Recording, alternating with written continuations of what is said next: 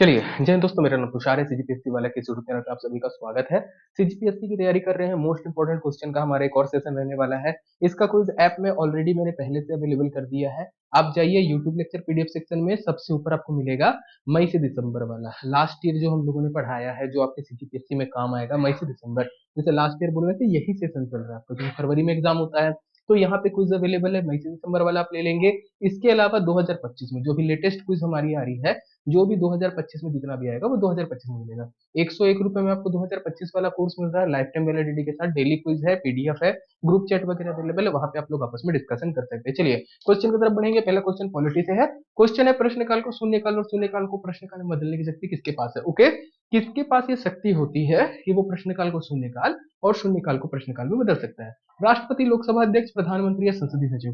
Correct answer इसमें आपका क्या हो जाएगा? करेक्ट आंसर याद रखिएगा, आपका लोकसभा अध्यक्ष होता है। ओके, वो प्रश्नकाल को शून्यकाल और शून्यकाल को प्रश्नकाल में बदल सकता है। ओके, चलो, इनमें से किस विधेयक पर राष्ट्रपति की पूर्वानुमति जरूरी है? मतलब कौन सा ऐसा बिल होता है जिसको इंट्रोड्यूस करने के पहले, पार्लियामेंट में लाने के पहले भी राष्ट्रपति से परमिशन लेना पड़ता है कि ये वाला बिल हम लोग लाना चाहते हैं? धन विधेयक, वित्त विधेयक, संविधान संशोधन विधेयक या उपरोक्त सभी? तो मनी बिल रहेगा, धन विधेयक रहेगा, ऑप्शन ए। ओके, चलो, कौन सा विधेयक धन विधेयक है या नहीं है, इसका निर्णय कौन करता है? Okay, who decides the whether it a bill it's a money bill or not? Okay, तो इसमें करेक्ट आंसर आपका क्या हो जाएगा? ऑप्शन ए, लोकसभा अध्यक्ष। ओके, चलो, इनमें से किसी विधेयक को पास कराने के लिए संसद की संयुक्त बैठक हो सकती है। आपको बताना, joint sitting of parliament article 108 में है, तो इसमें आपकी बैठक हो सकती है। धन विधेयक, संविधान संशोधन विधेयक, सामान्य विधेयक? तो ज्वाइंट सिटिंग केवल सामान्य विधेयक के लिए होगी, ये ध्यान रखिएगा, बाकी किसी के लिए नहीं होती। ओके, चलो, नेक्स्ट क्वेश्चन है, इनमें से किस विधेयक को राष्ट्रपति को पुनर्विचार के लिए लौटा सकते हैं? मतलब राष्ट्रपति कौन सा बिल होता है जिसको बोलते हैं तुम वापस जाओ, एक बार दोबारा पार्लियामेंट से पास करा के लेके आओ, भले तुमने एक बार पास करा लिया बट मेरा मन नहीं साइन करने का। तो ये बिल आपका होता है सामान्य विधेयक। ओके, संविधान संशोधन विधेयक को नहीं लौटा सकते हैं, ना ही धन विधेयक को लौटा सकते हैं, तो ऑप्शन नंबर 1 लगेगा। ओके, चलो, किस विधेयक को राज्यसभा अधिकतम 14 दिन तक रोक सकती है? मतलब राज्यसभा के पास भी अपनी अलग अलग शक्ति होती है, वो किसी बिल को रोक दे तो मतलब एक तरीके से क्या होगा, वो बिल पास नहीं होगा। ओके, जनरली जो सामान्य बिल होते हैं, राज्यसभा से जब तक अनुमति नहीं मिलेगी तब तक वो पारित नहीं होता। ओके, संविधान संशोधन विधेयक में भी सेम है, वित्त विधेयक में भी सेम है, बट धन विधेयक ऑलरेडी एक ऐसा केस होता है, एक लौता ऐसा केस है जिसको राज्यसभा नहीं रोक सकती। राज्यसभा 14 दिन तक इसको रोक सकती है, 14 दिन के बाद जहां 15वां दिन हुआ वो ऐसा माना जाता है कि ऑटोमेटिकली पास हो गया। ओके, तो कोई भी बिल अगर मनी बिल है तो राज्यसभा मैक्स टू मैक्स उसको 14 दिन तक डिले कर सकती है, अदरवाइज नहीं। ओके, ये ध्यान रखेगा, इसको पारित कराना होता है केवल लोकसभा से। आइए, कंगारू कटौती क्या होती है? तो कंगारू कटौती को हम लोग बोलते हैं क्या चीज? तो ऑप्शन आपका हो जाएगा बी, केवल दूसरा स्टेटमेंट। कुछ विषयों पर चर्चा करना और कुछ विषयों पर चर्चा किए बिना एक साथ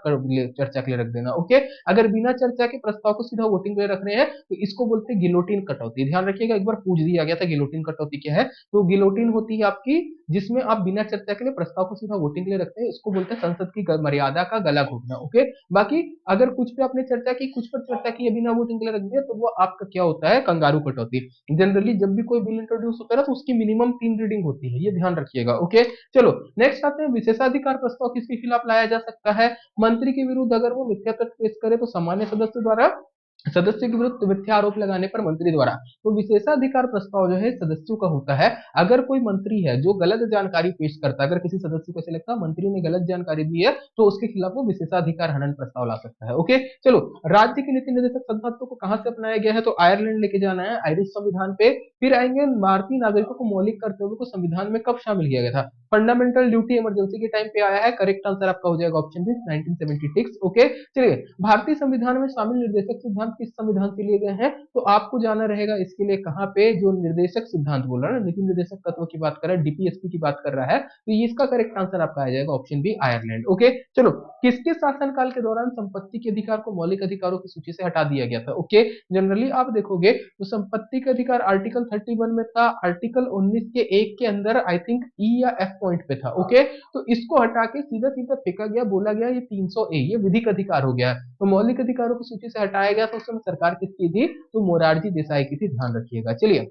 73rd कॉन्स्टिट्यूशनल अमेंडमेंट के तहत बोलता है पंचायती राज संस्थाओं में अगर आपको चुनाव लड़ना है तो मिनिमम एज क्या होनी चाहिए, तो अगर आपको पंचायत का पदाधिकारी बनना है 21 वर्ष आपकी आयु होनी चाहिए। चलो, पंचायती राज निम्नलिखित में से किस राज्य में पहली बार प्रस्तुत किया गया था, तो करेक्ट आंसर आपका आ जाएगा, प्रस्तुत करने की बात होगी तो करेक्ट आंसर आपका आएगा राजस्थान। ओके, चलो, इनमें से कौन सा अनुच्छेद पंचायत की सीटों में आरक्षण से रिलेटेड है, तो आर्टिकल 243 का डी, डी फॉर डॉग याद रखिएगा, डी से आरक्षण। ओके, इस तरीके से याद रखना, ऐसा नहीं कि मैं आपको कुछ मतलब गलत सेंस में बता रहा हूँ, बट ये 243 डी ध्यान रखिएगा। ओके, चलो, पंचायती राज संस्था के अंदर आपको बताना है किसके अंतर्गत अस्तित्व में आई थी, तो पंचायती राज आई है 73वां व 74वां संविधान संशोधन। पंचायती राज से रिलेटेड 73rd कॉन्स्टिट्यूशनल अमेंडमेंट है, 74th आपका नगरीय निकाय से, स्थानीय सुशासन बोलते हैं हम लोग। चलिए, वित्त आयोग से पंचायत प्राप्त पंचायती राज संस्थाओं के लिए सहायता अनुदान किसके द्वारा प्राप्त किया जा सकता है, ये बताइए। ओके, आपको बताना है सहायता अनुदान जो है ये किसके द्वारा प्राप्त किया जा सकता है, करेक्ट आंसर आपका क्या हो जाएगा, ऑप्शन सी, ग्राम पंचायत। ओके, चलो, स्थानीय सरकार की त्रिस्तरीय प्रणाली में कौन सा शामिल नहीं है, पंचायत समिति, ग्राम पंचायत या जिला परिषद, तो कौन सा शामिल नहीं होता आपका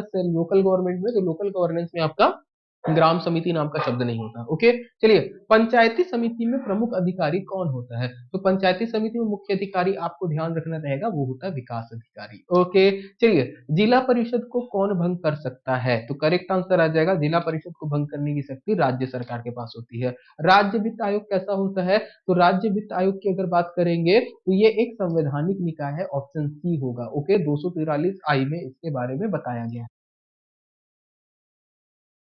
नहीं है, स्थानीय बाजारों की स्थापना करना, परिवहन सुविधा देना, संक्रामक रोगों की रोकथाम करना या गांव की गलियों को रोशन करना, तो करेक्ट आंसर क्या होगा, ऑप्शन बी, परिवहन सुविधा। ये आपका ग्राम पंचायत का काम नहीं है, ये स्टेट का सब्जेक्ट है। ओके, चलो, 1986 में राजीव गांधी द्वारा लोकतंत्र विकास के लिए पंचायती राज संस्थान के पुनरुद्धार पर नियुक्त समिति का नाम बताइए। ओके, कौन सी समिति थी जो राजीव गांधी सरकार में आई 1986 में, करेक्ट आंसर आपका क्या रहेगा, option B, L M Singhvi समिति। ओके, चलो, इनमें से किसकी नियुक्ति राष्ट्रपति करते हैं ये आपको बताना है। देखो, प्रधानमंत्री, महान्यायवादी, नियंत्रक, महालेखा परीक्षक, मुख्य निर्वाचन आयुक्त, राजदूत, ये सबकी नियुक्ति आपके राष्ट्रपति करते हैं। ओके, चलो, राज्यपाल किसकी नियुक्ति करते हैं, तो राज्यपाल आपको ध्यान रखना रहेगा मुख्यमंत्री की करेंगे, महाधिवक्ता की करेंगे, राज्य वित्त आयोग के अध्यक्ष की करेंगे, राजदूत की नहीं करेंगे। 1 2 3 लगेगा। आइए, राजदूतों और उच्चायुक्तों की नियुक्ति कौन करता है, राष्ट्रपति अंकल करते हैं, ध्यान रखिएगा, कुछ क्वेश्चन मेरे ख्याल से मैंने पहले भी करवाए हुए हैं इसमें। ओके, इनमें से कौन सी तो लोकसभा में लोगों को मनोनीत करना, राज्यसभा में मनोनीत करना, अध्यादेश जारी करना, संसद के संयुक्त अधिवेशन को बुलाना, विधेयकों पर वीटो शक्ति का प्रयोग करना, राज्य वित्त आयोग के अध्यक्ष की नियुक्ति करना। ओके, अगर आप बात करोगे राज्य वित्त आयोग के अध्यक्ष हटा दो, है ना, 1 2 3 4 5 मिलेगा आपको करेक्ट आंसर। ओके, चलिए, विधान परिषद के कितने सदस्य राज्यपाल मनोनीत करते हैं, 1/6 मेंबर करते हैं, कोई दिक्कत नहीं है। आत्यंतिक वीटो के बारे में कौन सी स्टेटमेंट सही है, क्या इसे ब्रिटेन से लिया गया, बिल्कुल। अगर कोई बिल पारित हो जाए पर मंत्रिमंडल त्याग पत्र दे दे, सपोज आज की डेट में नरेंद्र मोदी ने कोई बिल पास किया, अभी कौन सा चल रहा है, one nation one election. Okay, मान के चलिए one nation one election bill जो है आपका संसद पारित कर देती, लोकसभा भी पारित कर दी है, राज्यसभा में पारित कर दी, पर अचानक में आपका नीतीश कुमार पलट जाते हैं, पलटू राम ही है ना, नीतीश कुमार पलट जाते हैं या किसी तरीके से सरकार गिर जाती है, ऐसे में एक नई सरकार बनेगी। अब वो नई सरकार तो यही चाहेगी ना ये वाला बिल पास ना हो। ओके, तो वही चीज है, अगर कोई बिल पारित हो जाए पर मंत्रिमंडल त्याग पत्र दे दे तथा नया मंत्रिमंडल उस विधेयक से तभी है, जैसे मान लो अभी मोदी जी की सरकार के लिए कोई बिल पास हो गया था बट राष्ट्रपति ने साइन नहीं किया था और राहुल गांधी प्रधानमंत्री बन जाते, कोई और बन जाता, वो बोलेगा इसको मत पारित करो, तो राष्ट्रपति उस समय अत्यंतिक वीटो का यूज करते हैं। राजेंद्र प्रसाद ने 1954 में किया था, पेप्सू बिल आया था आई थिंक। ओके, उससे रिलेटेड था ये। आइए नेक्स्ट क्वेश्चन में, निलंबनकारी वीटो किस देश से लिया गया, तो निलंबनकारी वीटो या सस्पेंशन वीटो आपका लिया गया है फ्रांस से। कौन सी नदी रिफ्ट वैली से बहती है, तो रिफ्ट वैली से बहने वाली नदी का नाम है आपका नर्मदा। फिर आएंगे, लोकटक झील कौन से राज्य में है, करेक्ट आंसर आपका हो जाएगा ऑप्शन सी, मणिपुर। गुरु गोविंद सिंह जी का जन्म कहाँ हुआ था, गुरु गोविंद सिंह का जन्म आपको लेना है ऑप्शन सी, पटना में। ओके, विश्व में कितने हॉटेस्ट हॉटस्पॉट है, ये इन्वायरमेंट का क्वेश्चन है, टोटल 34 आपको मिलेंगे। ओके, सॉरी, हॉटेस्ट में आपके 8 है, 34 आपके हॉटस्पॉट है। हॉटेस्ट मतलब जो हॉट स्पॉट से भी ज्यादा प्रॉब्लम है, ये हॉटस्पॉट वाईफाई वाला नहीं समझना है ना, जो आपके तप्त स्थल है, बोलने का मतलब क्या है, जहां पर आपकी जैव विविधता एकदम खत्म होने की कगार पे आ गई, उसको बोलते हैं अपन हॉटेस्ट हॉट।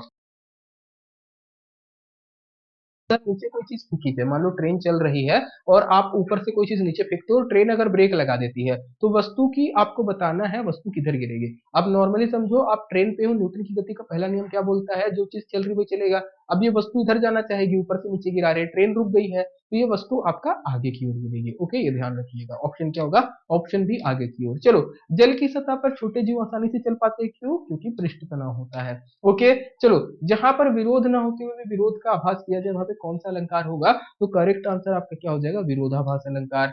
श्रृंगार रस का स्थायी भाव क्या होता है? तो श्रृंगार का होता है रति। ओके, चलिए, आंख लगना मुहावरे का अर्थ क्या होता है? तो आंख लगना मुहावरे का अर्थ होता है आपका नींद आना। ओके, तपोवन में कौन सी संधि? तप प्लस आपका उपवन हो जाएगा, आ उ ओ हो रहा है, करेक्ट आंसर आपका क्या हो जाएगा? विसर्ग संधि। ओके, तपह वन होता है, मैंने आ उ कर दिया गलती से, तपह प्लस वन होता है, थोड़ा फास्ट पढ़ाओ तो हल्का फुल्का हो जाता है एरर। तपह प्लस वन।